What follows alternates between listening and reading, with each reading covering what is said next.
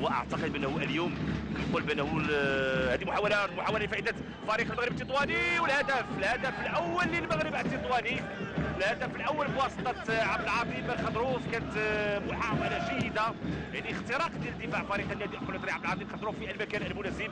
ولاحظوا بانه الاحتفالات ديال جماهير المغرب التطواني وكذلك يعني جماهير النادي القنيطري في صوره مثاليه، والمغرب التطواني ياخذ يعني التقدم في هذا اللقاء بعد ما كان عمل كبير اللي قام به اكيد ياسين الكحل. تابعوا مرة أخرى عبد العظيم خضروف في اتجاه ياسين الكحل، ما زاد ما نقص وضع الكرة أمام عبد العظيم خضروف، يتمكن أنه يوضع الكرة في الشباك. لاحظوا التمريرة ديال اللاعب عبد العظيم خضروف في اتجاه اللاعب ياسين الكحل اللي كيرد الكرة في ثنائية مع اللاعب عبد العظيم خضروف. والهدف الأول 1-0 لفائدة المغرب التطواني. تابعوا هذا الخطأ، يوسف الترابي طريقة جميلة باش كيسدد وكيسجل الهدف ديال التعادل بعد ما رشيد بورواس هو اللي نفذ الخطأ. يوسف الترابي يرد على هدف عبد العظيم خضروف وبطريقة ولا أجمل ولا أروع في مرمى الحارس محمد اليوسفي.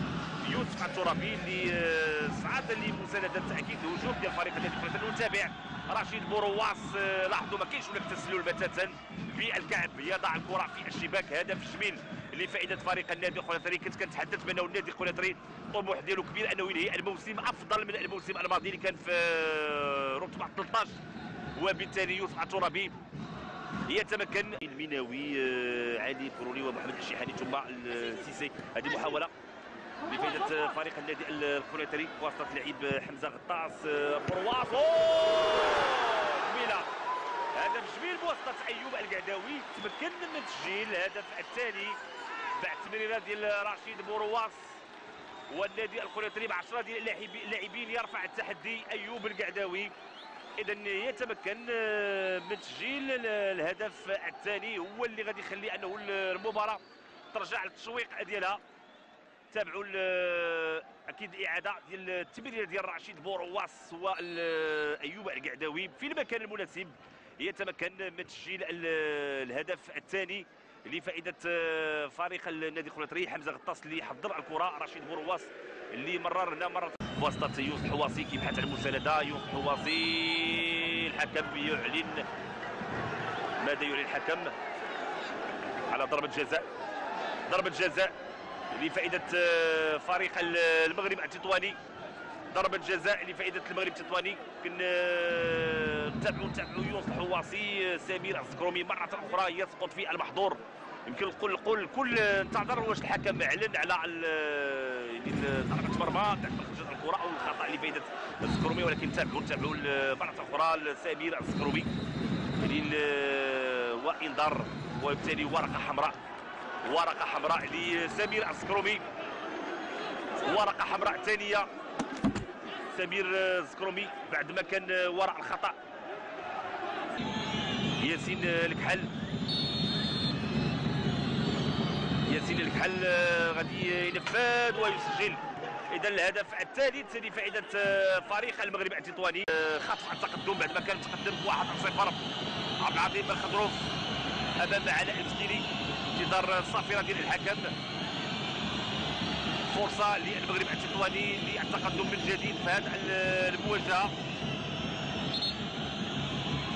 عبد العظيم خضروف كينتظر الصافرة ديال الحكم.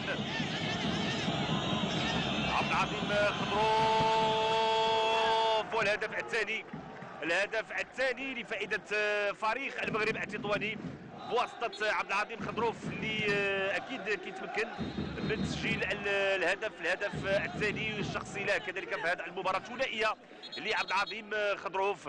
أكيد فرحة كبيرة ديال المدرب الإسباني سيرخيو روبيرا وديال أكيد الطاقم التقني وجماهير فريق المغرب التطواني أكيد الحاضرة إلى جانب جماهير النادي القنيطري. 2-1 مرة أخرى. محاولة عبد العظيم خضروف، هذه محاولة خطيرة لفائدة فريق المغرب التطواني، والهدف الرابع لفائدة المغرب التطواني بواسطة ياسين الكحل، الهدف الرابع لفائده المغرب التطواني. هدف الرابع لفائده المغرب التطواني بواسطه ياسين الكحل.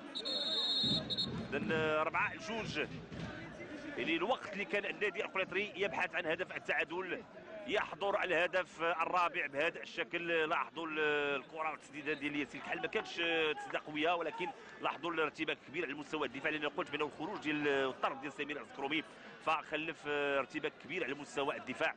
يعني الهدف اللي نقول انه ما لقاش يعني محمد الشيبي كيلعب كره دائريه الهدف الثالث لفائده فريق النادي القنيطري والموقع السنغالي باعلجي منصور. السنغالي باعلجي منصور يتمكن من تسجيل على هدف على بعد تقريبا 8 ديال الدقائق من نهايه المباراه، وبالتالي الحماس يعود من جديد لهذا اللقاء. تابعوا باعلجي منصور وضع الراس ديالو ويودع الكره في شباك الحارس محمد اليوسفي. بالتالي الهدف الثالث لفائده فريق النادي القنيطري.